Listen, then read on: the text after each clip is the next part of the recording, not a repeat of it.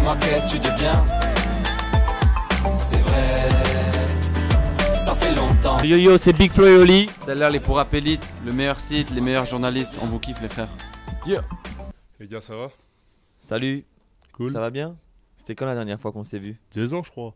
2 ans. Ouais, ça fait 2 ans. Hein. Il y a la moustache qui a poussé entre temps. Ouais, je vois ça, il y a de l'évolution physique pour pour le les deux. premier album. Ouais. J'avais bien aimé l'interview en plus, on avait eu de bons retours et tout. Ouais, on est cool, content d'être là les mecs, ça fait plaisir de vous revoir. Ouais, bah de même, hein. Ça fait 2 ans. Entre temps, on s'est un peu croisés sur des concerts, je crois. Ouais, on s'est croisés 2-3 fois. On s'est croisés 2-3 fois. C'est vrai que depuis votre premier album, La Cour des Grands, disque de platine, comment est-ce que vous avez réagi à l'annonce de ce disque de platine, sachant que vous n'étiez pas forcément très serein avant la sortie de l'album? Non, pas du tout même. On n'est Ouais, jamais serein avant les sorties d'album. Mais ça a été une surprise et ça a été un grand bonheur pour nous. On était vraiment très heureux. On a vécu 2 ans vraiment super top, incroyable. Des tournées avec des concerts remplis, le Zénith de Toulouse, l'Olympia, tourné dans toute la France, le platine. Écoute, on n'en demandait pas tant en fait. Ouais. On rêvait du disque d'or et on a chopé le platine quoi. Ouais, mais du coup ça nous met une pression, Supplémentaire. supplémentaire, tu vois, une autre pression. Parce que c'est un deuxième album attendu et c'est un deuxième album après un succès. Donc du coup, faut envoyer quoi, tu vois. Ouais. Et c'est vrai que pendant ces 2 ans, comme disait Big Flo, vous avez fait une tournée de 120 dates à peu près. Vous avez aussi participé à la promo du film Brice de Nice 3, c'est ça. Vous avez participé aussi au clip Musique Nègre de Kerry James. Comment ces plans sont arrivés en fait? Bah, ils sont arrivés, ouais, ça dépend, chacun sa petite histoire, mais ils sont arrivés avec tout ce qui s'est passé. Les gens ont commencé à nous connaître, à nous appeler, on nous a proposé plein de trucs. Il y a d'autres trucs qu'on n'a pas pu faire aussi, qui étaient tout aussi énormes. On a payé Kerry aussi pour qu'on puisse apparaître dans le clip. Jean, c'était très cher aussi. Non mais en fait, par exemple, Jean, on l'a rencontré sur une émission de télé parce qu'on a eu la chance d'en faire. Et on avait fait les blédards, vraiment, on était allé le voir en mode « Hey mec, on a sorti un album, s'il te plaît, écoute-le ». Vraiment comme les mecs qui font à New York, tu sais, qui donnent leur mixtape. Et il a écouté, et il a grave kiffé. Du coup, dès qu'il a voulu faire un morceau, il a pensé à nous avec l'équipe. Et nous, on a dit, nous, on fait un morceau pour Brice de Nice seulement si Jean Dujardin il rappe. On avait fait un mail comme ça, un peu, tu vois. Et ils ont dit, ben allez, chaud. Et donc, ça s'est fait comme ça. Et pour Kerry, il a appelé vraiment tout le rap français. Kerry, on l'avait croisé déjà plusieurs fois. C'est quelqu'un qu'on est en contact souvent. Quand il passe à Toulouse, on va boire un verre avec lui en loge et tout. Donc, c'était un honneur pour nous. Et gros big up à Kerry, c'est un vrai gars de ouf. D'ailleurs, le tournage de ce clip, c'est l'événement le plus hip-hop que j'ai vécu depuis bien longtemps en France. Parce qu'il y avait tout le monde, il y avait une bonne ambiance. Tout le monde parlait avec tout le monde. Nous, on a discuté avec Kalash Criminel, par exemple, tu vois, on a parlé de l'album et tout. C'était vraiment hip-hop dans l'esprit et je trouve que ça serait bien qu'en France, il y ait de plus en plus ça, quoi. D'ailleurs, je fais un appel, je cherche une photo, parce qu'il y a une photo énorme où on est à table avec Aurel, Kerry, Lino, Youssoufa, on est en train de manger. Un mec a pris une photo, je la trouve pas. Tout le monde avait... Ouais, donc voilà, je sais pas. Quand vous avez tous mangé ensemble, ouais, c'est ça. Bref, non, c'était ouf, c'était un moment incroyable. C'est vrai qu'en parlant de valeur, on a l'impression que le succès que vous avez eu ces 2 dernières années, il a failli vous déconnecter de la réalité. On l'entend dans la vraie vie, dans la vie normale. Ouais. Bah, c'est une peur qu'on a. C'est vrai que on a peur d'être hors des réalités parce qu'on a des vies qui ont complètement changé. Elles sont complètement différentes aujourd'hui. Bah, regarde, tu vois, on connaît bien Kerry James. On envoie des textos à Kerry James. Maintenant, ça n'a aucun sens pour nous. C'est des choses qui étaient des rêves.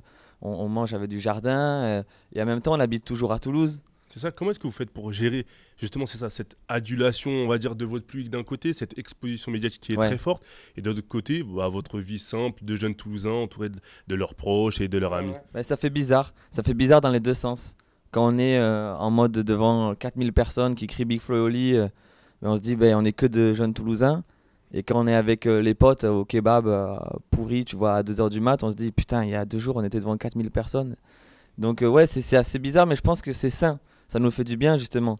Chaque fois il nous arrive des trucs de ouf, on kiffe. Et quand on revient à Toulouse, nos potes ils nous font calmez-vous, on s'en bat les couilles. C'est vrai que vous revenez de ça. Et c'est vrai qu'il y a... Vas-y. Il y a aussi des potes qui s'en foutent aussi. Il y a des potes qui... Moi, que ce soit des potes ou ma meuf, des fois je fais alors t'as regardé et tout. J'ai regardé quoi? Mais ouais, on a fait Quotidien, tu sais, hier avec Yann Barthès et tout. Grosse émission. Ouais, je peux regarder, je m'en bats les couilles. T'étais là? Ah ok. C'est vraie histoire. Et tu sais, ça change de sujet au final. Il y a des gens qui sont pas... Déjà, il y a des gens pas connectés en fait, et c'est pas plus ouais, et puis il y a des gens pour qui la musique ça représente rien. Et eux ils sont dans le travail ou ils sont dans d'autres réalités un peu plus dures pour certains. Donc c'est que de la musique, c'est ça qu'on se dit aussi, tu vois. On a des potes aussi qui viennent de notre milieu et qui par exemple écoutent vraiment pas de rap. Et moi je me souviens, j'ai un pote, je citerai pas le nom, je dis frérot c'était ouf là, ce week-end on était tournage du clip de Kerry James.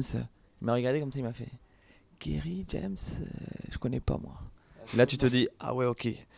Ok, donc on va redescendre. Ça te permet de voilà. rester terre à terre, bien sûr. Mais c'est vrai que quand vous parlez de votre ville de Toulouse, d'ailleurs, il y a un morceau qui s'appelle Toulouse, qui est pour l'édition limitée que pour les gens de Toulouse. On a fait une édition spéciale. Alors ça, c'est une demande qu'on a fait. Ça a été une galère à mettre en place, mais c'est une première, je crois, de faire ça. Et l'album, il sera dispo qu'à Toulouse et les environs. Il a une boîte rouge, il a un artwork à l'intérieur qui est différent. Il y a un morceau en plus.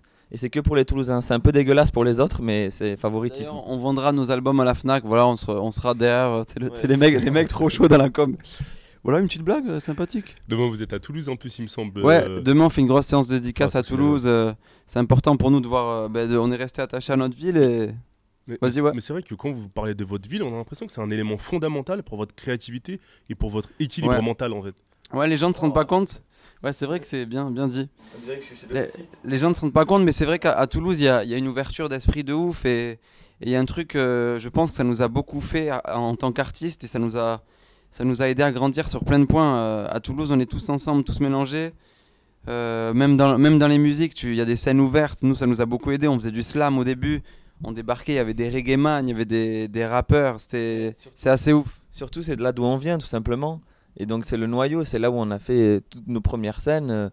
Donc on rend hommage à ça. Et voilà, dans le rap aussi, il y a ce côté de représenter un peu la ville. Et c'est vrai que la ville de Toulouse, en termes de rap, elle est rarement mise en avant. Il y a une belle scène underground, mais il n'y a pas beaucoup de gens qui ont explosé au grand public. Donc nous, c'est une fierté. On veut vraiment représenter un maximum, quoi. Et revendiquer le fait que vous venez de Toulouse. Et toutes ces expériences depuis ces 2 dernières années, est-ce que ça vous a fait gagner en maturité ? Ouais, complètement. Franchement, je pense qu'on s'est pris ces 2 ans qui se sont écoulés, mais j'ai l'impression de m'être pris 5 à 6 ans dans la gueule, quoi.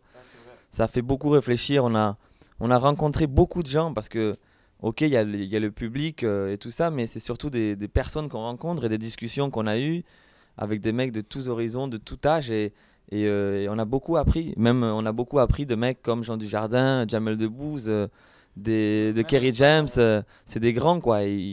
On s'est pris des leçons sur leçons quoi.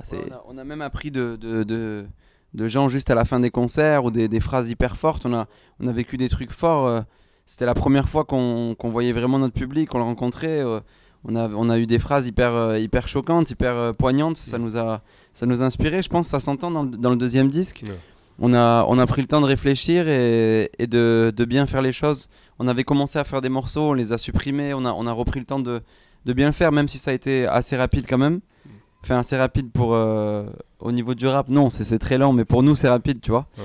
Mais on a pris le temps de réfléchir et je pense qu'on a grandi. On a vraiment grandi sur celui-là. C'est vrai qu'on va parler de votre proximité avec le public, mais juste pour finir sur ce point, c'est vrai qu'on a l'impression que vous avez une certaine nostalgie de votre enfance, adolescence, mais de l'autre côté, vous n'êtes pas encore prêt à vous considérer comme adulte à part entière. Vous êtes peut-être dans une sorte de sas en fait. En fait, nous, dans la vie, on est vraiment des mecs bizarres. Hein. Moi, j'ai 24 ans quand même, tu vois. 24 ans, il n'y a plus d'excuses normalement, tu vois. Ça va, t'es jeune encore, Big Flo. Non, mais 24 ans, ça commence à vieillir et dans la vie de tous les jours, je suis un mec bizarre, moi, tu vois. Je bois pas de café, je bois pas d'alcool, je regarde des dessins animés, je joue aux jeux vidéo. Je suis pas trop dans. Il y a plein de délires qu'on appelle adultes qui me font chier vraiment, quoi. Ouais, et d'un côté, on a aussi un côté sans prétention, hyper mature, où on se sent parfois pas en connexion avec notre génération. Des fois, on se dit putain, mais pourquoi ils font ça, les mecs on a l'impression de pas être dedans, pas être ancré dans ça. Et à la fois, on a le côté un peu gamin. Je mets des t-shirts bizarres, on fait des trucs bizarres, mais je pense que c'est propre à notre génération aussi. Cet album-là, La Vraie Vie, justement, il y a notre tête d'enfant dessus. C'est une manière de dire au revoir à tout ça, je pense. C'est genre, on regarde une dernière fois, on se dit, voilà, c'était ça, c'était beau, c'était bien, maintenant c'est la suite, quoi. C'était une histoire de faire un point, quoi. C'est vrai que vous parlez souvent d'école, vous parlez même de putain de système scolaire, sachant que c'est la période scolaire, elle date de quelques années. Ouais, voilà, c'est ça. Quel souvenir vous gardez de cette période ? Alors moi, je veux dire une grosse phrase de vieux, une phrase de vieux, mais en fait, je regrette de ouf Moi, je me souviens, le lycée, ça me faisait chier, je détestais ça, j'avais qu'une envie, c'était d'arrêter. Un an après, j'étais trop content de plus être au lycée et tout. Mais maintenant que, même avec ma vie d'artiste qui est super cool, il y a des fois, j'y repense et ça me manque, quoi, tu vois. C'est con, ces phrases de vieux, ça c'est quand tu vieillis que tu dis hey, profite, hein, le lycée, franchement, c'est bien. L'ambiance ou c'est vraiment le fait de peut-être pas être allé plus loin dans les études? Ah non, c'est plus l'ambiance. C'est plus l'ambiance. Non, parce que les études, on savait que, voilà. Mais ouais, c'est plus l'ambiance, ne serait-ce que d'être souvent avec des gens de notre âge, de rencontrer d'autres personnes. Il n'y a pas d'autre lieu comme ça que les cours où tu rencontres des gens vraiment de partout et de ta génération avec qui tu peux parler. Nous, on est beaucoup avec des gens du milieu, mais c'est pas pareil. C'est pas des vrais potes, quoi. C'est des gens qu'on côtoie et qui sont super cool, mais on a nos vrais potes d'avant. Mais pour se faire des nouveaux potes, c'est compliqué. J'ai l'impression de me plaindre comme si j'étais Paris Hilton, quoi. Ouais, c'est vrai qu'en fait, on a une vie un peu différente. On en parle dans la vie normale, comme tu disais. Il y a ces deux côtés-là, et c'est vrai que on regrette parfois. Après, moi le lycée, pour répondre, moi, le lycée, c'était vraiment la merde. Tu vois, dernier de la classe ou l'avant-dernier? Je sais pas, c'était le dernier, je crois que j'étais pas dans le classement, tu vois. Non, j'étais pas si nul, mais j'étais vraiment trop. Si, t'étais naze. J'étais pas le plus nul, il y avait plus nul, frère, ça va. Mais j'étais vraiment pas concentré. Je regrette même, parfois j'étais irrespectueux, tu vois. Je recroise des profs, je dis excusez-moi, j'étais vraiment un petit con, quoi. T'es immature en fait, c'est ça? Ouais, immature, provocateur. Puis en plus, j'étais assez malin, du coup, j'insultais pas ni rien, mais j'étais dans l'insolence pure, tu vois. Et c'est pas bon. Toujours à la limite. À la limite, c'est ça. Okay. Et vous avez fait un titre qui s'appelle Répondez-moi, qui liste un peu tout ce que les gens vous envoient, votre public, sur les réseaux sociaux. Comment est-ce que vous faites pour garder une certaine vie privée, étant donné que vous êtes assez proche de votre public sur les réseaux sociaux et en concert, en fait, vous prenez vraiment votre temps? Franchement, ça va, on arrive bien à gérer ça. On n'a pas des gens qui viennent nous voir chez nous ou des gens qui stalkent nos proches, ça va franchement. Mais en fait, un petit peu au début, mais ça va. Nous, on est proche de notre public parce que nous, on a été fans au début. On l'est toujours. Genre, par exemple, pour revenir encore sur cette histoire du clip de Kerry James, quand on était là-bas, on était comme des oufs. Il y avait des mecs qui font moins de vues et qui vendent moins d'albums, mais qu'on kiffe bien. Et moi, j'étais comme un ouf quand je les vois, quoi. C'est vraiment débile, mais j'ai vraiment ce côté fan-là. Et c'est pour ça que je sais ce que ça peut représenter, la parole d'un artiste qu'on aime bien quand on est fan.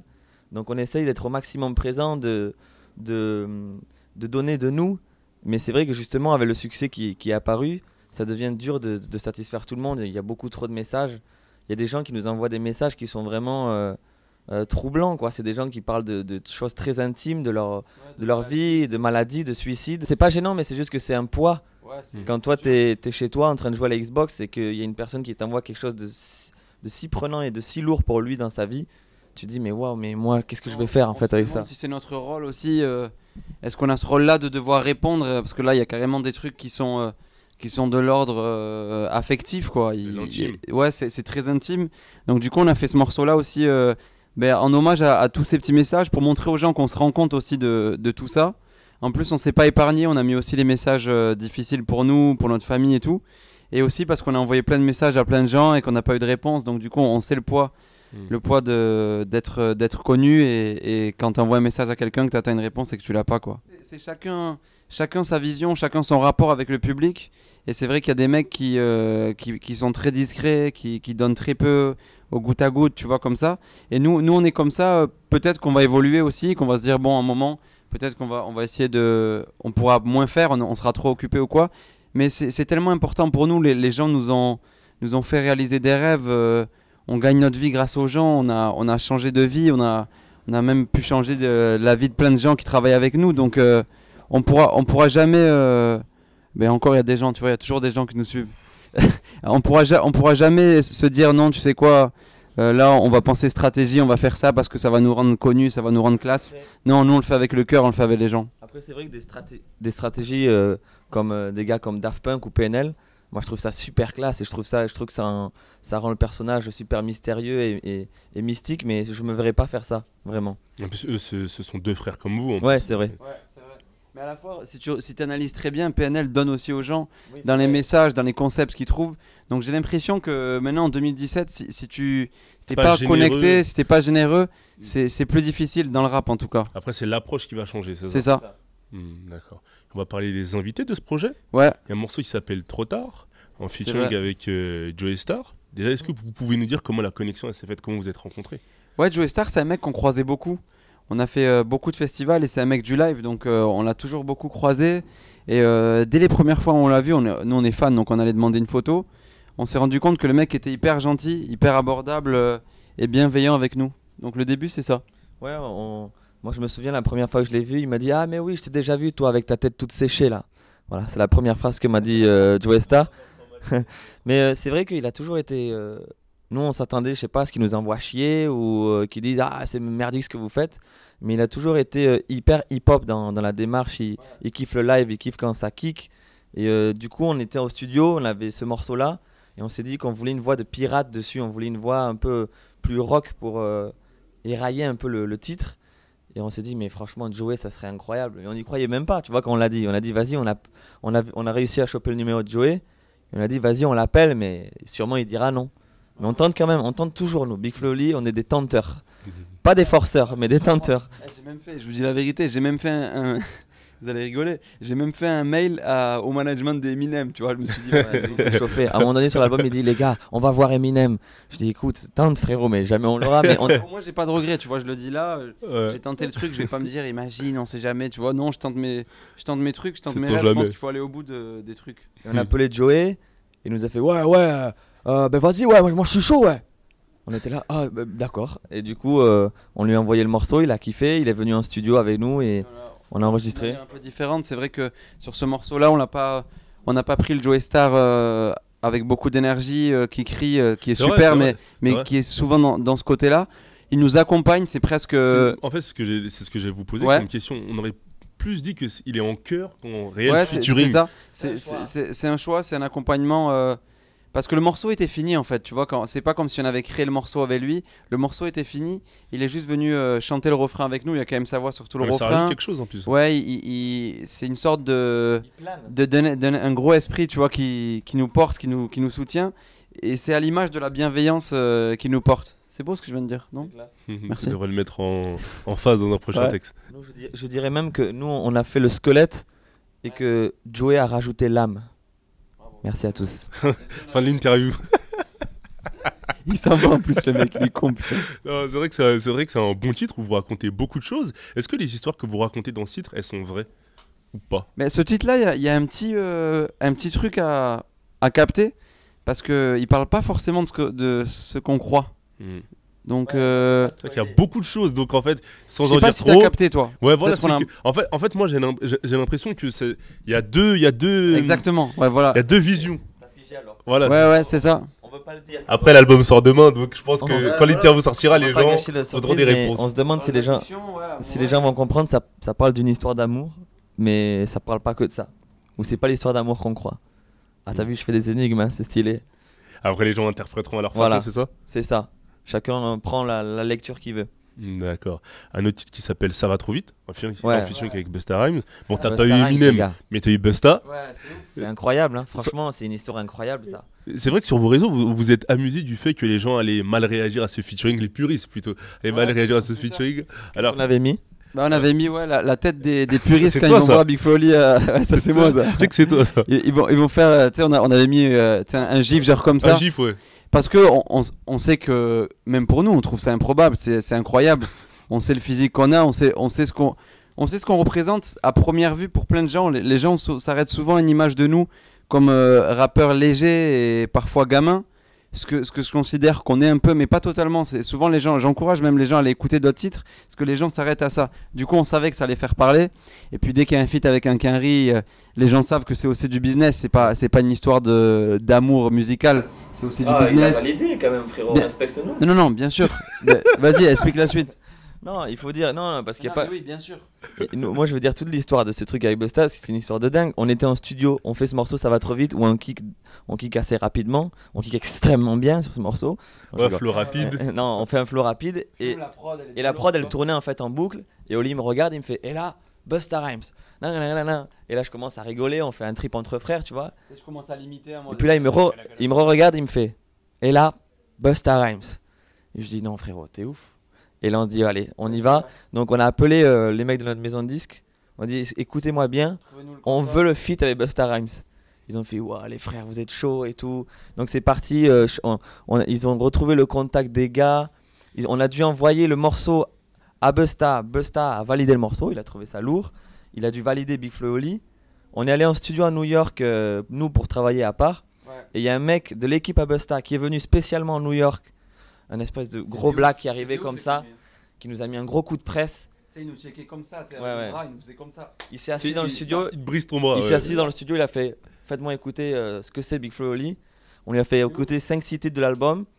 Il ne disait pas grand chose, mais après il a fait ok, it's good, c'est cool, je pense que it's hip hop. Et il est reparti. Donc Busta a validé. Busta il nous envoie. C'est long ton histoire. Ouais, non, mais parce qu'elle est ouf. Il nous envoie une version où dessus il y a une voix d'une femme américaine, c'est les versions pour pas qu'on puisse la sortir comme ça, genre copyright. Donc nous on était contents, on pensait que c'était fini. Mais pour qu'ils enlèvent cette voix-là de femme américaine et tout, on a dû attendre genre 2 semaines et on a reçu la version officielle à 2h du mat alors qu'on devait rendre l'album le lendemain à 8h. Ouais, pour le master. Genre on l'a reçu au tout dernier moment. En tout cas, on est hyper fiers du morceau parce que on a voulu allier flow et fond. Tu vois, c'est vrai que souvent quand on va vite, même nous quand on allait vite, souvent on raconte pas grand chose. C'est possible en fait. C'est que du débit et on a essayé de le faire. Après, je dis pas que c'est réussi peut-être, mais on a essayé de. Tu vois, on parle de ça va trop vite, on parle de cette génération maintenant réseau où tu comprends plus rien, où tout le monde veut faire tout très jeune. Ouais. Et du coup, en plus, Busta, on a demandé les traductions quand même. Busta nous a fait des sortes de ping-pong, tu vois, il nous a renvoyé la balle sur la même thématique, sur même une phrase de flow, enfin c'est assez ouf. À un moment donné, dans les traductions, il dit une phrase, j'avais pas bien compris. Il dit ces 2 petits cons de français m'ont payé, donc je leur fais cette merde. J'ai pas compris ce que ça voulait dire. T'imagines si Busta nous avait fait ça, putain, l'horreur. Mais c'est vrai que le fait de ne pas l'avoir rencontré, ça vous a pas fait perdre quelque chose au morceau. Le morceau n'a rien perdu selon moi. Non, parce qu'au final, c'est vrai que ça nous a foutu un peu les boules parce qu'on est fan. Mais après, on sait que c'est des mecs qui ont des emplois du temps de dingue. Et en tout cas, on va essayer quand il vient en concert ici d'aller le checker et tout. On a prévenu son équipe. Mais les Quinry sont très loin. Il y a plein d'artistes qui n'ont pas rencontré. Raconte Joey ce qu'il nous a dit en studio. Ouais, même Joey nous avait dit. Busta Rhymes, on avait essayé de l'avoir, on n'a pas réussi, il est incontrôlable, il est ingérable. Moi j'étais là, putain, si Joey me dit ça alors que lui déjà, de ses plannings, c'est n'importe quoi et tout, j'imagine même pas le monstre que c'est Busta quoi. D'ailleurs, il y a un artiste que vous vouliez, il me semble, qu'on vous avait sollicité, mais un featuring ne s'est pas fait, je crois, c'est Orelsan, vous en parlez dans La Vraie Vie. Est-ce que vous pouvez nous raconter cette anecdote ? C'est le couplet de Flo, donc du coup je vais le laisser parler. Voilà, Flo assume, hein. C'est le moment maintenant. Alors ouais, non, mais Aurel, c'est vrai que s'il y a bien un feat que je rêve de faire, c'est celui-là quoi. Je trouve que ça marcherait trop et c'est surtout un des feats qui est le plus attendu de nos 2 communautés. C'est ça qu'il faut dire parce que les gens ne se rendent pas compte à quel point nous en parlait dans la vie de tous les jours, après les concerts, tout le temps. Il n'y avait pas un jour où on ne parlait pas de ça. Moi, j'avais eu Aurel au téléphone une fois. Il m'avait dit putain les gars, on me parle du feat avec vous tous les jours et on a dit bah nous encore plus, on est chaud de dingue, tu vois. Et bon, il n'a pas voulu quoi. Tout simplement, je ne vais pas donner les détails mais il a concrètement pas voulu et il a tout à fait le droit de pas le vouloir. Mais on a le droit de le dire aussi. Mais est-ce que le fait de communiquer sur ça, justement, j'allais t'en parler, ça fait pas un peu enfant capricieux dans le sens où c'est des choses qui arrivent régulièrement dans l'industrie de la musique et c'est pas la première fois, je suppose. Donc pourquoi communiquer, sachant que ça se fait pas forcément de communiquer sur ce genre de choses. On parle en tant que fan. Alors la première chose, c'est parce que je voulais expliquer aux gens que c'était dead, que c'était fini. Parce qu'on recevait, on recevait vraiment un nombre de messages à propos de genre dès qu'on mettait un truc sur le prochain album, le top com c'était toujours et le feat avec Aurel et le feat avec Aurel. On voulait pas sortir l'album, tu sais que genre déjà on a les boules qu'il a refusé et on voit tous les commentaires, tu sais. Et alors le feat avec Aurel, vous l'avez caché en fait. Vous vouliez crever l'abcès déjà. Nous on voulait parce qu'on pense toujours aux gens, on voulait dire déjà stop. Ça c'était la première base. Et le deuxième truc c'était pour moi le message de fond de ce truc c'est pas juste vas-y Aurel t'as un truc un caprice comme ça, c'est pour aussi montrer aux gens que parfois on peut être déçu, même de gens qu'on aime, et ça n'empêche pas d'avancer, ça n'empêche pas de continuer, ça nous empêche pas de garder la rage. C'est ça en fait que j'ai voulu dire. Et Aurel, je dis que c'est mon rappeur préféré et que je le kiffe. Donc c'est pas certains ils ont titré Clash. Si les gars ils se clashaient comme ça, franchement, ça serait le monde des bisounours. Et puis Aurel, c'est quelqu'un, il le sait très bien, c'est quelqu'un pour qui on a beaucoup de respect, qui nous a beaucoup influencé, même sur cet album, parce qu'on l'écoute encore et voilà, ça se fera peut-être un jour. En tout cas, je comprends tout à fait ceux qui disent il aurait pas dû le dire dans un morceau. Ça, c'est des trucs qui se règlent entre vous. Ça fait des petits frustrés, mais c'est un peu vrai des fois. Ouais. On est un peu frustrés. Mais c'est quelque chose que j'avais envie de dire. Et crois-moi que ça a fait débat chez les potes et dans les équipes et tout. Il y en a qui étaient dis-le, il faut que tu dises tout. D'autres qui disaient ne le dis pas, ça sert à rien. Mais tu vois, sur cet album, on s'est dit c'est la vraie vie. On dit tout, même en interview, sans langue de bois, encore plus qu'avant, sans filtre. Du coup, on va expliquer aux gens et voilà. Mais au final, j'étais assez surpris parce que, en toute franchise, c'est pas le truc qui est le plus revenu. J'ai l'impression que les gens ont assez bien interprété la phrase. C'est pas, je m'attendais vraiment que ça parle que de ça en commentaire et tout. Et les gens ont quand même parlé de la qualité du morceau, de la longueur du clip, du travail dans l'image et tout. Ouais, donc ça c'est cool, c'est tu vois. Conceptualisé, vous parlez. Ouais, voilà, le retour un peu plus brut. Il n'y a pas eu trop d'articles, genre je crois qu'il y en a un seul, mais il n'y a pas eu de titrage Big Flo Oli, Clash, Orelsan. Je voulais vraiment pas que ça fasse ça, donc c'était cool. Vous avez eu des retours d'Orelsan? Non, Aurel nous a rien dit. Mais je pense qu'Aurel, tu sais, il s'en fout un peu, hein, je pense. Il est dans son album, d'ailleurs, il me tarde d'écouter son album. Mais au final, pourquoi? Enfin, il vous a donné une raison de ce refus? Non, il nous a donné, nous, une raison, mais on va pas la donner là. La vraie vie s'arrête là, les gars. Mais non, vous avez dit sans langue de bois. Tu sens le mec qui veut le scoop. La raison, elle est pas très intéressante. Il nous a juste dit non de manière un peu dure quand t'es fan, en fait. Tu vois, ça a été non, ça a été. Ça a été un non direct. Non, mais il n'y a même pas de raison. Je sais pas, tu t'inventes un truc, mais. Au moins, il a dit non. Il a dit franco. Il a pas sorti une vieille excuse. Je pense que c'est avec respect, c'est ça? Comment? Avec respect. Ouais, en tout cas, ça a été dur. Il y a eu du respect. Il n'y a pas eu un manque de respect. Mais pour nous, ça a été dur. On est fans, tu vois. C'est comme si tu vois, je sais pas si t'es fan de basket ou quoi. Tu vois ce truc, tu lui dis, on pourrait faire une petite passe. Je travaille et tout. Et il te fait, non. T'es là, ok, j'ai le maillot et tout à la maison. Non, ok, bon, c'est dur quoi. C'est juste une déception de fan avant tout. Ok, mais pour. La vraie vie s'arrête là. je vois ça. Je peux la retenir, celle-là. La vraie vie s'arrête là alors. Il est dur, hein, c'est lui la vraie vie en fait. Lui, il est très piquant. Donc, c'est vrai que pour revenir au clip, vous l'avez conceptualisé. On vous aperçoit parfois, enfin, on aperçoit l'un d'entre vous dans une grotte, c'est Flo, toi t'es un peu dans la forêt, etc. C'est vrai. Très fier du clip. À Verdun. Comment vous avez travaillé ce clip-là? Dis qu'il n'y a pas de fond vert déjà. Ouais, ben vas-y, dis-le frère. Non mais ça se sent, ça se voit que... Non, parce qu'il y a des mecs qui ont pas cru qu'on était vraiment allé dans les endroits, qui croyaient que c'était un fond vert et tout. Ça a été le tournage de clip, franchement, le plus dur de toute ma vie. Ça a été une épreuve, et en fait c'est même un truc qu'on voulait. Moi je me souviens... J'avais dit, voilà, je veux un clip où moi je suis dans la montagne perdu et je galère dans la neige, mais je suis habillé comme normal. Oli, il est avec un loup dans un endroit abandonné. Et les équipes même de notre maison de 10 nous ont dit, mais on va pas vraiment y aller, si. Je dis, si, on va y aller. Et en fait, je voulais qu'on morfle sur ce clip. Je voulais vraiment que, comme c'était le premier clip du deuxième, je voulais que ce soit une espèce d'épreuve à passer. Et ça a été le cas. C'était des levées à 5h30 du matin. Moi j'étais en jean, je crois même que c'était ce jean. J'étais en jean et... Si, l'info est ouf, hein, l'info est ouf. Ils vont mettre ça en titre YouTube. Il avait ce jean. Non mais c'est vrai que c'était un tournage, les équipes avaient les valises dans la neige qui montaient jusqu'à là, les genoux qui s'enfonçaient là.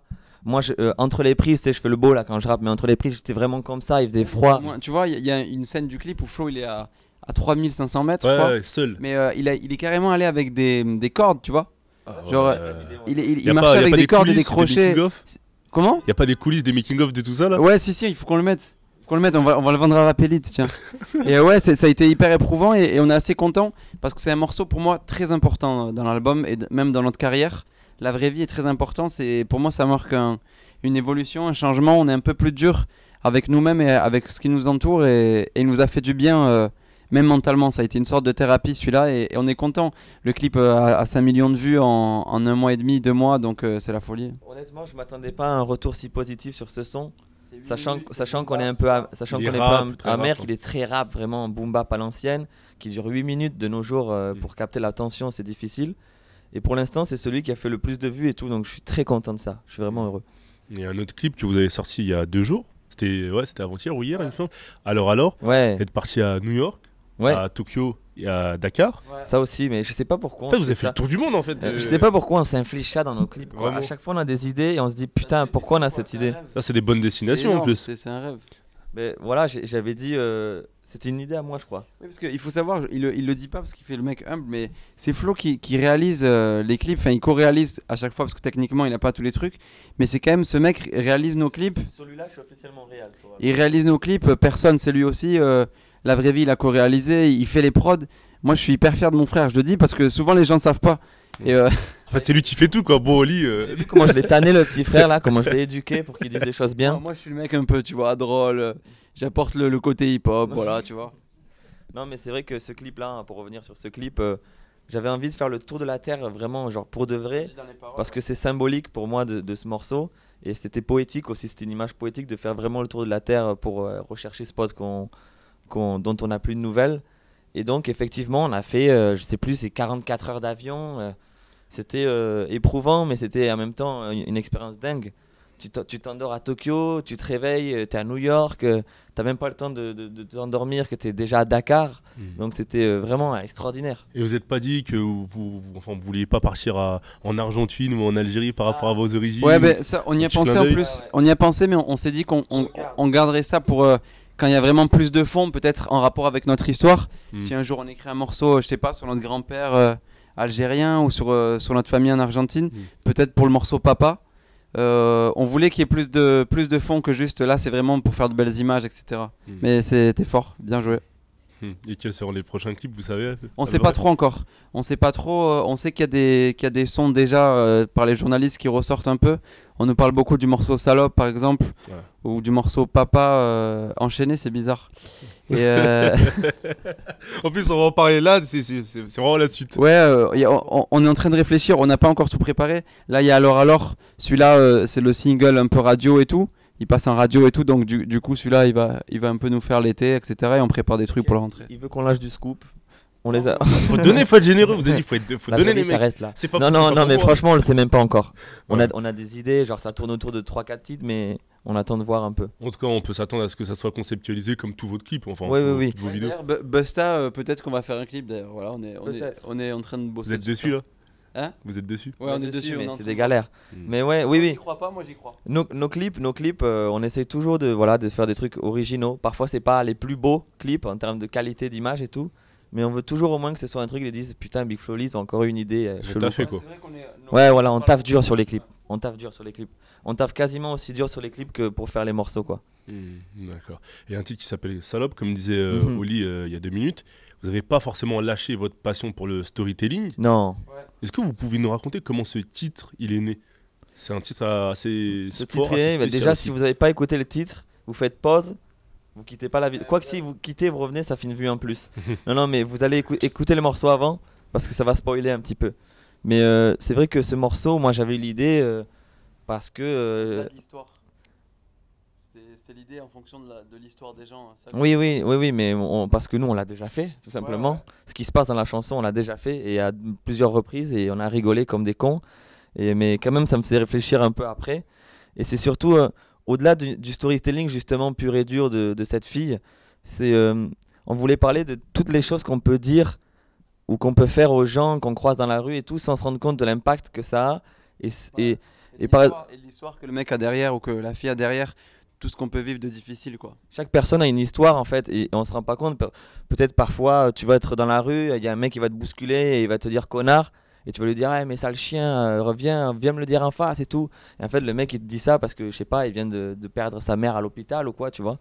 Ouais. Et c'est ça qui m'intéressait, c'est toutes les histoires qu'il y a derrière ces gens qu'on croise comme ça. Et on se rend pas compte. On aurait fait plusieurs sons, tu vois, piano-voix comme ça, de ce type-là, avec le même genre d'histoire. Parce que c'est infini, en fait. Chaque personne, il y a un contexte. On a choisi là, cette fille-là, mais ça aurait pu être... je sais pas, un mec qui bosse, un conducteur de bus qui pense à des trucs, enfin voilà, c'est plein de trucs comme ça. Et ouais, on n'a pas lâché le storytelling, c'est important pour nous, même si... ça se fait plus depuis les années 90. Ouais, ça se fait plus trop, mais il est très présent dans l'album, peut-être de manière un peu évoluée, tu vois, dans Trop tard, il y en a, dans le morceau Dommage, il y en a aussi, à chaque fois on essaie de raconter un peu des histoires, on parle beaucoup de nous aussi, mais c'est vrai que le storytelling c'est important pour nous, pour faire ressentir des émotions, et nous on vient de là. On adore ça, on adore raconter des histoires depuis petit. C'est les morceaux qu'on préfère aussi. Ouais. Dans les albums qu'on préfère, c'est les morceaux à chaque fois qu'on écoute le plus, c'est ceux du storytelling, quoi. C'est vrai qu'il y a autre chose que vous n'avez pas lâché, enfin que vous avez remis au goût du jour qui se fait plus trop, ce sont les interludes. C'est vrai qu'entre les morceaux, on entend beaucoup d'histoires, comme si c'était un peu des making-of de studio. C'est des vrais enregistrements. Bien sûr, ça sort. En fait, on a enregistré nos potes sans les. Nos potes ne savent pas en plus. C'est ça qui est Ils l'ont pas encore entendu là. Ils l'ont pas encore entendu, mais on les a enregistrés à leur insu pour montrer. On voulait montrer justement des bouts de vraie vie.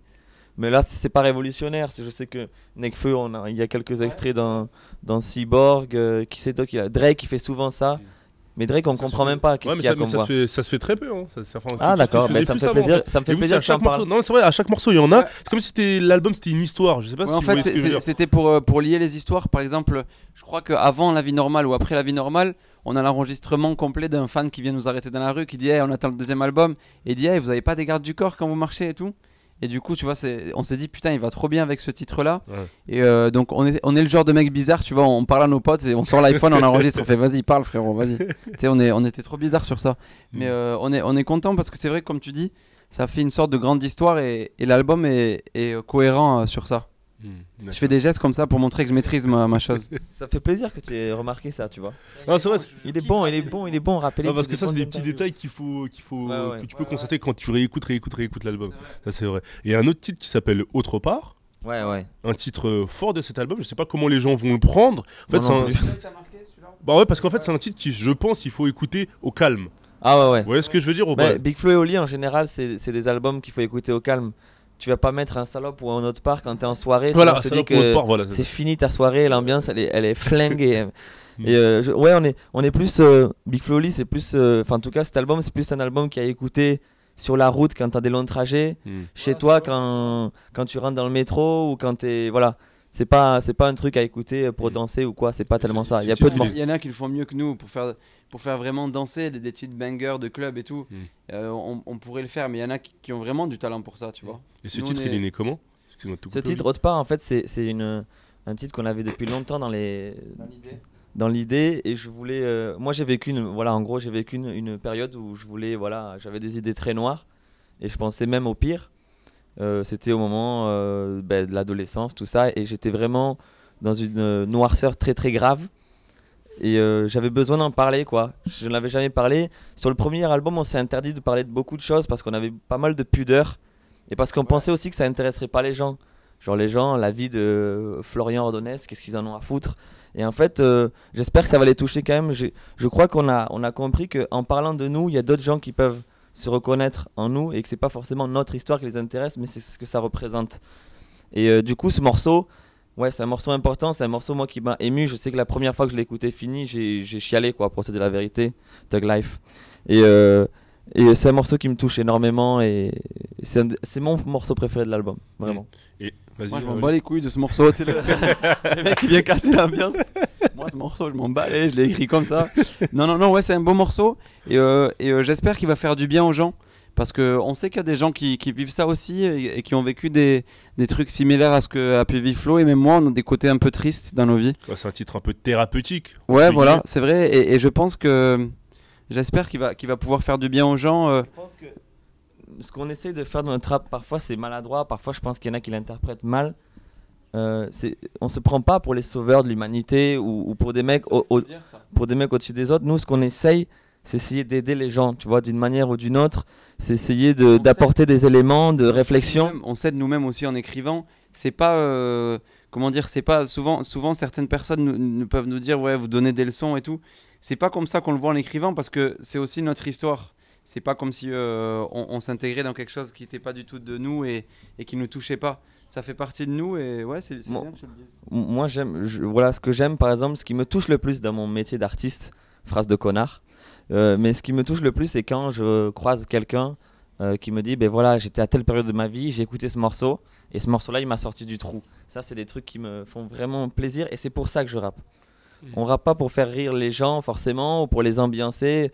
Moi, la base de pourquoi je rappe, c'est pour essayer d'aider, d'apporter quelque chose de positif à des gens qui sont peut-être pas bien.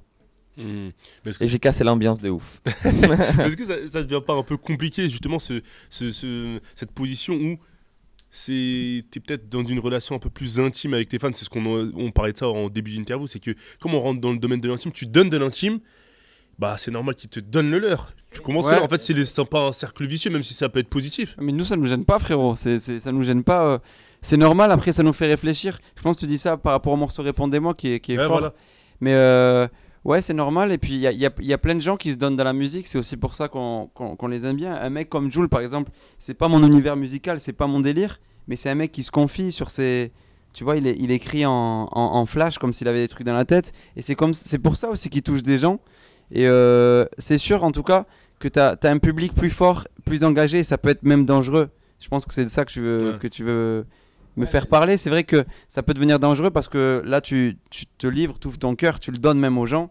Et c'est fort, quoi. C'est un truc fort. À la période justement où j'étais dans cette noirceur-là, il y a Orelsan qui avait sorti le morceau La peur de l'échec.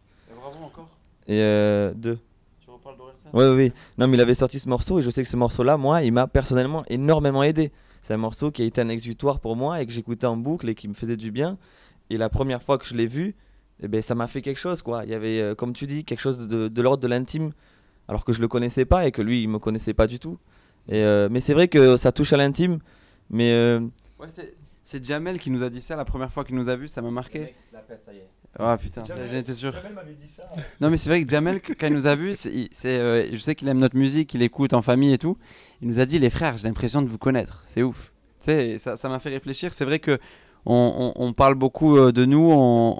Ouais, il y a beaucoup de gens qui ont l'impression qu'on se connaît. Et je le dis même en freestyle, j'ai l'impression de vous connaître, tu vois. Il y a des gens qui pleurent quand ils nous voient et c'est fort. C'est fort en émotion, mais je trouve que c'est ça qui est beau, quoi. On essaie de partager un truc. Petite personne, pour continuer sur ce sujet, vous pointez du doigt justement le fait que le public privilégie plus les morceaux un peu plus légers, sans fond, etc. Ouais. Mais est-ce que c'est pas aussi aux artistes qui ont des choses à dire de soigner plus leur écriture et leur choix des prods? Parce que bien souvent, les artistes qui sont dans ce créneau-là, en termes de choix des prods ou en termes d'approche textuelle, ils sont parfois lourds dans le propos. Je vois ce que tu veux dire. Parce qu'ils cherchent pas le grand public. Ça. Parce qu'ils cherchent logique, pas, en fait. Donc c'est un peu un cercle vicieux. C'est pas faux ce que tu dis. C'est pas faux ce que tu dis. Mais je pense aussi qu'il y a un truc qui est propre à la génération et je peux le comprendre. On est une génération quand même où il y a beaucoup de négatifs tout le temps. C'est-à-dire que on sait ce qui se passe en ce moment. C'est dur. On nous dit qu'il n'y a pas de travail. On nous dit que tout va mal, que c'est la crise. Depuis qu'on est jeune, on entend ça. On est la génération de 2001, quoi. Tu vois.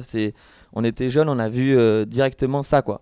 Et donc je pense qu'on est une génération du coup qui a moins envie de se prendre la tête et qui n'ont pas envie d'avoir des mecs qui te disent c'est ça qu'il faut faire, c'est ça qui machin. C'est pour ça que les rappeurs aussi ont compris ça et sont moins engagés aussi parce qu'ils savent que ça saoule un peu les gens, je pense. Et que les jeunes, je dis les jeunes mais non, mais les gens en général ils ont plus envie de s'éclater, écouter des bonnes prods. On est dans l'ère de la prod, c'est-à-dire que la prod est très importante. Vous avez réussi à allier les deux sur ce morceau, c'est un peu salsa trap comme vous l'appelez. Ouais. Donc c'est que ça veut dire que c'est possible. Oui, c'est possible, écoute. Faut taffer. Il y en a aussi qui le font, ils font du rap parce qu'ils kiffent. Toi, j'ai l'impression que tu es un peu comme nous, le rap ça représente beaucoup pour toi, c'est un truc c'est notre vie, tu vois. Il y a aussi des gens, je les comprends, le rap, ils le font comme ils peuvent faire du foot, ils sont moins attachés, donc si tu veux. Ils vont en studio, le morceau il sonne lourd, ils rappent, ils se prennent pas non plus trop la tête. C'est pas, on n'est pas tous passionnés. Je dis pas que tous les rappeurs ne sont pas passionnés, mais il y a des rappeurs qui sont plus à la légère et tant mieux au final. T'imagines s'il y avait que des Big Flo et Oli, ce serait casse-couille, frère. Le rap game, frère, ça serait un ennui total. En fait, le seul truc, c'est que moi, il y a des rappeurs qui sont super talentueux et qui ont un super truc à apporter et qui l'apportent pas soit parce qu'ils n'ont pas envie, soit parce qu'ils sentent que c'est pas le truc. Et c'est juste ça que je trouve dommage. C'est qu'il y a des rappeurs, putain, ils pourraient me toucher tellement et ils y vont pas, quoi. Ah, parce que c'est un sujet important, mais c'est un sujet important. Après, c'est que du rap, hein, de toute façon. Et pour revenir à un autre titre de l'album, on va revenir sur l'album avec le titre Dommage, composé par Stromae. Ouais. La connexion, elle s'est faite comment cette fois-ci? Alors en fait, moi, j'avais composé ce morceau avec Oli. Il était quasi fini. Et on nous a dit, au fait, les gars, il y a Stromae qui commence à travailler avec d'autres artistes. Est-ce que ça vous dirait qu'on lui parle de vous? Nous, on commence à être excités, on transpirait, on n'était pas bien. On a dit, bien sûr, les gars, envoyez-lui. C'est le directeur de Universal qui disait à certains artistes, est-ce que ça vous intéresse? Et nous, on a dit oui. Et ils lui ont fait écouter les morceaux. Et Stromae a dit, ah putain, c'est intéressant, je veux bien les rencontrer. Et du coup, on a bu un verre avec lui à Bruxelles, dans un hôtel. Et on s'est super bien entendu avec lui. On a beaucoup parlé avec lui. Et on lui a fait écouter ce titre, on a dit voilà, on a pensé à ce titre avec toi. Il a dit je le trouve super, vas-y on y va. Et là, du coup, on est allé en studio et on a bossé sur ce titre pour le finir vraiment parfaitement avec lui. De midi jusqu'à 2h du matin, c'était une expérience incroyable parce que Stromae fait partie des personnes que j'admire le plus. C'est un des artistes, c'est un des plus grands artistes que la France ait connu. Pour moi, je suis allé voir ses lives, je me suis pris des claques, frère, mais à m'en déprimer. Tu sais, ce genre de live où tu vas le voir et tu dis bon, ben je ferai jamais mieux, merci, au revoir, et tu rentres chez toi et t'es complètement déprimé, quoi. Et du coup, c'est fait assez simplement. On a fait une séance studio assez longue, tu vois, de toute une journée jusqu'à tard dans la nuit. Et voilà, lui, là, pour bien être précis, il a réalisé avec nous, c'est-à-dire qu'il a rajouté des éléments de musique, des claviers, il nous a aidé à casser la structure. Il n'a pas fait la prod entièrement. Je sais que par exemple pour This Is, il a entièrement composé. Nous, il a juste réalisé, mais c'était déjà énorme pour nous. Et c'est vrai qu'en termes de refrain, en termes de mélodie, en termes de chant, en termes d'utilisation d'instruments de musique, vous êtes un peu plus lâché. On peut l'entendre dans Sac à dos, dans Dommage même. Ouais, je sais pas si tu te souviens, sur la première interview, moi j'avais un peu de mal avec ça, avec le côté chanté et tout. Tu sais, dans ma tête, j'étais vraiment le frein à main. Ouais. Il faut savoir que Oli, c'est vraiment dans le groupe, c'est le puriste du hip-hop. C'est-à-dire, c'est vraiment le puriste dans le sens propre du terme. C'est-à-dire qu'au début, pour lui, chanter, c'était un sacrilège. C'était quelque chose dans le rap où il fallait vraiment pas faire ça. Ouais. Et je me suis trompé. Oh, redis ça. Je me suis trompé, ouais. Ça, c'est bon. Ça, vous l'enregistrez, vous mettez ça comme titre. Je me suis trompé, Oli. Non, mais c'est vrai que on a enlevé des filtres en fait sur cet album. On a enlevé plusieurs filtres. On a enlevé le premier filtre, c'est-à-dire on doit faire que du rap pur et dur, sinon c'est pas du vrai rap. On l'a enlevé. On n'a pas le droit de chanter, sinon c'est pas du rap. On l'a enlevé. On n'a pas le droit de parler de nous parce que ça intéresse personne et tout. On l'a enlevé. Il faut qu'on dise à tout le monde que voilà, le vrai rap c'est celui-là et tout. On l'a aussi enlevé un petit peu. Donc ouais, c'est vrai, on s'est libéré. Je pense que c'est le fait d'avoir eu un succès, ça nous a fait déjà du bien personnellement, et le fait, comme je t'ai dit, d'avoir grandi pendant ces 2 ans, on a grandi quoi. Et du coup, il y a des choses, on se dit en fait, c'est pas si important quoi. Et c'était quoi le défi musical sur cet album? Parce que même dans le morceau Papa, en featuring votre père, vous n'avez pas hésité à rentrer dans son univers. Le défi, vous n'auriez peut-être pas fait dans... Le premier défi, c'était les prods. C'est vrai que sur le premier album, on mettait vraiment pas les prods en avant, et même quand on l'a créé, les prods, ça va, respecte l'album quand même. Mais les prods, non, mais t'as dit que c'était de la merde. C'est de la merde. Bah, voilà. Les prods, on les avait vraiment mis de côté. Et c'est un truc, pour te dire la vérité, on en a pâti un peu, même en festival, tu vois. Quand on passait après les autres rappeurs ou entre 2 autres rappeurs, tu sentais que les prods, elles tapaient quand même un peu moins. On le sentait, on se disait, putain, c'est vrai que les prods, on les a un peu laissés de côté et tout.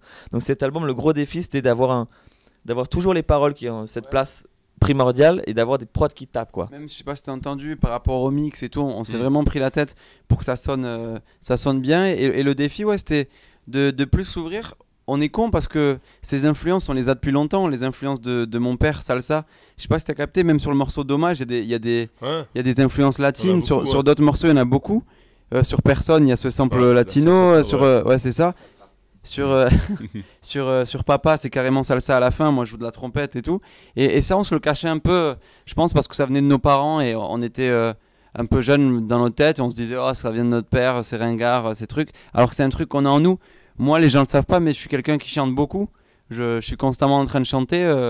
Je trouve beaucoup de mélodies. J'écris même des chansons totalement chantées que j'espère je ferai chanter à d'autres gens un jour, avec Flo aussi. Et c'est vrai qu'on s'est lâché sur celui-là.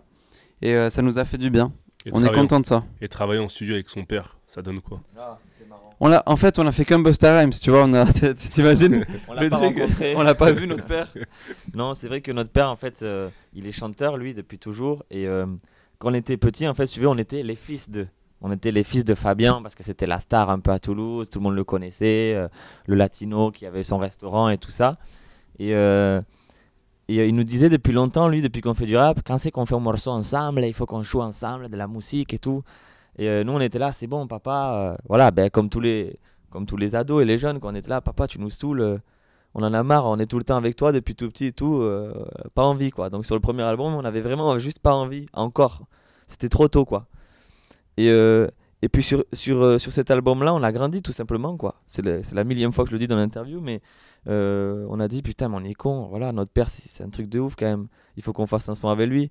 Et on lui a dit papa, ça y est, c'est le moment. Et il était super content, il était stressé, et on lui a fait écouter le morceau. C'est vrai que les paroles sont on a fait une chanson sur les pères, mais on voulait pas faire une chanson sur les pères qui soit 100% blanche. Blanche dans le sens où tout va bien, les papas c'est génial et tout. On voulait aussi piquer un petit peu, dire les vérités sur les pères. Donc ça a été un peu dur pour lui aussi de l'écouter, mais il était très heureux en même temps. Et il a chanté avec nous en studio. Être en studio avec le daron, c'était très drôle, quoi. Il était derrière le micro, on a dû lui refaire celle-là. Il disait pourquoi elle était pas bien. Non, et on en a besoin de plusieurs et tout. Donc, mais c'était une super expérience et je sais que c'est un morceau qui restera gravé à jamais dans nos cœurs, celui-là. Et Oli, il y a 2 minutes, tu disais que vous aviez un peu optimisé les mix pour cet album. Mais comment est-ce que vous faites pour trouver un équilibre entre la scène et les studios? C'est-à-dire, comment vous faites pour pas que en fait, la scène influence trop votre façon de faire de la musique? Mais c'est une super question, c'est technique, tu vois, mais c'est vrai que c'est un problème qu'on a beaucoup quand tu sors de tournée. C'est ça. Et j'en parlais avec Youssoupha il y a pas longtemps, ça fait classe de dire ça aussi. Deuxième fois qu'il se la pète. Vous mettrez à chaque fois un compteur, tu mettrais un compteur. Et ouais, c'est vrai que c'est un problème, on y a beaucoup pensé. Sur l'album, ça s'entend, et là, dès les premiers festivals qu'on a fait, tu vois que les morceaux vont vraiment cartonner en live parce qu'il y a beaucoup de trucs qui se retiennent, il y a des moments, il y a des rendez-vous pour le public. Mais on reste quand même conscient qu'on s'imagine quand même le mec l'écouter à la maison, on se dit pas on va faire que des concerts, on sait que ça va être sur CD, que ça va être... C'est vrai que la scène a hanté le studio en tout cas. C'est ça le truc. Parce que c'est pas trop que ça empiète, c'est ça le truc. C'était une nouveauté pour nous, ce qui nous est arrivé la tournée, de voir que les gens ils connaissaient vraiment les paroles par cœur, les refrains. Donc forcément quand tu retournes en studio, la chose tu te dis et là quand on va mettre ça les gens en concert, on n'arrêtait pas de dire ça. Les gens en concert ils vont genre ce que veulent les jeunes quand ils vont en concert. On faisait la voix du public bacs, et tout. ça, On devenait ouf. Mais c'est vrai que bon, je pense qu'on s'est pas trop laissé déborder, mais c'est vrai qu'en partie cet album il est fait aussi pour qu'il marche sur scène, quoi. Parce que c'est de là qu'on vient et c'est ce qu'on préfère nous dans notre métier, la scène. Clair. Venez nous voir en tournée les mecs. Voilà, petite pub. Et c'est vrai que dans votre communication, on aurait dit que vous jouez du fait que au début, vous ayez été mis un peu en marge du rap français, c'est-à-dire que vous dites comment être plus ringard, enfin les ringards du rap français, comment être plus sérieux, etc. Est-ce que vous diriez que votre relative faiblesse est devenue votre force? Ouais, en fait, ouais. Au final, ouais, peut-être un peu. En fait, ouais, je nous trouve toujours un peu à l'écart du rap français. Mais c'est vrai qu'au final, c'est devenu une force parce qu'on a été un peu les outsiders, ceux qui apportaient quelque chose d'un peu différent. Et moi, j'ai été très surpris, pour dire la vérité, du succès du premier album. Parce que je trouve que c'est tellement différent, en tout cas, de ce qui se fait des codes vraiment actuels, en tout cas le premier album, que je ne m'attendais pas à ce qu'il y ait autant de public qui soit réceptif à ce genre-là. Mais il faut dire aussi qu'il y a une grande partie de notre public, je dirais la moitié de notre public, c'est des gens qui n'écoutent pas de rap au départ. Il y a beaucoup de gens qui disent moi je déteste le rap mais j'aime Big Flo et Oli. Et nous on est là, on leur dit ouais bon on fait du rap quand même les gars, tu vois, donc c'est assez particulier. Il y a une autre partie, là c'est le puriste qui parle, mais il y a une autre partie aussi qui... on a une partie d'assez jeunes qui connaissent pas trop le rap. La preuve, tu vois, quand on a annoncé Busta Rhymes, il y a quelques-uns de nos supporters qui connaissaient pas. Et je leur en veux pas parce que c'est pas leur génération, c'est pas un mec qui est mis en avant depuis ça doit faire 5 ans ou même 10 ans qu'il est pas vraiment exposé en France. Et voilà, et je disais, il y a une autre partie du public où c'est des plus anciens, des trentenaires et tout, qui disent moi le rap d'aujourd'hui je m'y reconnais plus trop, et en vous je vois un truc un peu comme avant dans les paroles et tout, donc ça nous touche. Donc c'est vrai qu'on a un public assez bordélique. On a ce côté-là dont Flo a parlé, le côté dont je viens de parler, plus d'autres gens qui se rattachent un peu aléatoirement, voilà. Ouais. Mais nous, on se met pas nous-mêmes à l'écart. On a senti qu'on était un peu à l'écart, mais nous, par exemple, en festival, on a rencontré beaucoup de rappeurs.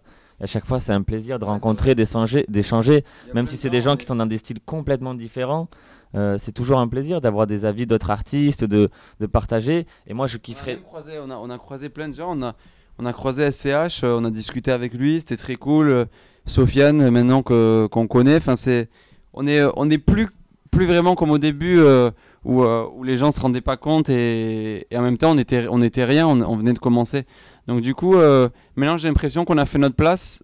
On n'est pas à l'écart, mais on est différent encore. Mais moi, je serais vraiment chaud pour faire. Je trouve que c'est quelque chose qui se fait beaucoup aux États-Unis parce qu'ils ont moins de complexes et qui se fait pas encore en France. Mais moi, je kifferais trop voir un Big Flo feat, je sais pas moi, un Kalash Criminel, un SCH, un Booba. Faire une histoire, j'en sais rien, un truc. Tu vois, on pourrait faire un son en tout cas original Et je sais que les ricains ils font souvent ça. Il y a un mec qui s'appelle Lil Dicky, je sais pas si tu le connais.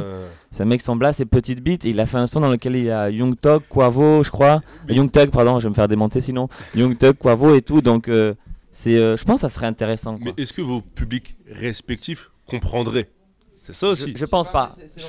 Je suis pas sûr, mais c'est aussi le rôle du rap et du hip-hop de faire avancer les mentalités, les trucs. Je suis pas sûr qu'à l'époque, il me semble que c'était Ministère Amer ou c'était Passy qui avait fait un son avec Johnny ou Doc Gynéco, je sais plus. Je suis pas sûr que les gens aient compris. Je suis pas sûr que les gens aient compris le Booba Christine and the Queen non plus. Mais je pense que ça fait du bien au rap. Ça fait du bien, ça ouvre. Même si le rappeur en question avec qui vous allez poser, lui, il est beaucoup plus dans la surenchère de l'illicite, etc., que vous dénonciez dans votre premier album. Ouais, après, si on fait un son avec lui, si on fait un son avec lui, crois pas qu'on va commencer à dire non, justement, peut-être faire un dialogue. Peut-être faire un dialogue. J'en sais rien, faire une histoire où lui joue le mec un peu dur, nous on joue l'autre côté. Mais je vois ce que tu veux dire. C'est aussi pour ça qu'on l'a pas fait encore. Mais ouais, ça serait intéressant. Franchement, il y aurait moyen de faire un truc. Ça se fera sûrement jamais. Et pour finir, une dernière question. C'est vrai que là, Oli, t'as fait un solo sur cet album qui s'appelle Olivio. Ouais. Toi, Big Flo, t'as fait un solo sur l'album La Cour des Grands qui s'appelle J'attends la vague. Ouais. Est-ce qu'il y aurait possibilité de vous voir séparés sur un album de Big Flo ou un album de Oli? Non, parce que on est. Il est rassuré. Il allait dire oui. Il allait dire oui. Non, parce qu'on est Big Flo Oli et on se sent tellement fort quand on est tous les deux. C'est une histoire de famille. C'est plus que de l'amitié là. C'est une histoire de famille. On est liés par le sang, liés par le son. Un peu. Tu vois, c'est un truc fort. Après, c'est vrai qu'il y a des sauts. On dirait un vieux titre d'album des années 2004. Lié par le sang, lié par le son. Et c'est vrai que quand même on se laisse cet espace-là. Cet espace-là. J'ai mon solo, on avait nos solos aussi sur le premier. Ça nous fait du bien, mais peut-être qu'un jour on fera quelques titres en solo, je sais pas. Ça peut être bien, même d'un point de vue artistique en fait. Peut-être que bosser seul, faire ses musiques seul, peut-être que des fois vous n'arrivez pas à trouver des terrains d'entente sur les prods ou qu'est-ce qu'on fait pas. Mais pour l'instant on est très bien. Oli veut pas, il veut rester grand frère. Il y en a beaucoup qui ont essayé de nous séparer, vous savez. Non, mais c'est vrai qu'on se laisse un solo comme ça dans les albums. Mais en fait, on est trop complémentaires dans le travail et il nous manquerait vraiment une partie du cerveau, quoi.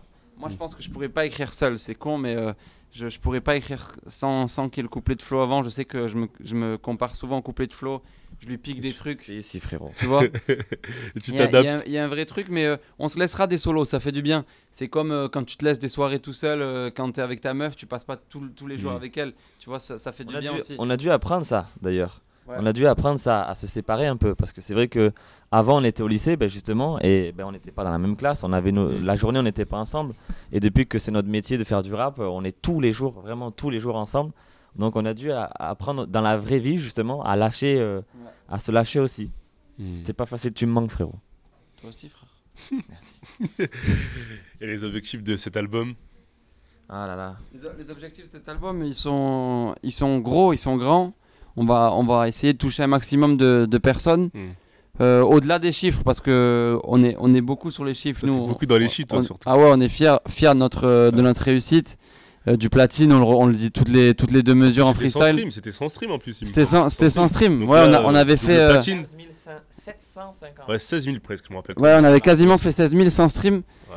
Donc du coup, nous le stream, le stream, je pense pas, on va pas faire des gros scores de stream parce que le stream, c'est un peu des trucs de hype, de mode, donc je pense pas que ça va forcément nous aider beaucoup. Mais le public soit très stream. On a de gros objectifs, surtout en termes de concerts. Là, on commence à faire quelques zéniths en 2018. On fait le zénith de Paris, c'est assez fou pour nous. Et surtout que les gens écoutent notre album, ça serait pour moi la plus grande réussite. Il y a des gens qui nous connaissent pas, il y a des gens qui s'arrêtent à une image et j'aimerais vraiment que tout le monde prenne le temps de l'entendre, ça serait déjà pour moi une belle réussite. Mais la pression est nouvelle, c'est-à-dire que sur le premier, on nous disait écoutez, si ça marche, tant mieux. On parle beaucoup les gars, c'est Ramadan, putain, on les fait galérer. On nous disait si ça marche, tant mieux. Et là on nous dit si ça marche pas les gars. En gros, tu vois, vous n'avez pas le droit de vous rater, donc c'est une nouvelle pression. Toi, t'as dit quoi, frère? T'avais des bons. J'espère que. Mais vous savez, il n'y a que dans la rap où on est comme ça sur les chiffres, tu vois. Justement, en festival et tout, on parle, on est devenu potes avec Vianney et tout. Et moi, je lui pose des questions de rappeur, quoi. T'as fait combien, toi, première semaine? Il dit, je sais pas. Il m'a dit, j'en sais rien. Ouais, parce que c'est un autre monde. Le mec, il est triple platine, c'est combien? Je crois que je suis double ou triple. Et toi, t'es là, ok, frère. Toi, J'étais en live avec lui hier à Toulouse. Mais c'est ça que j'aime dans le rap.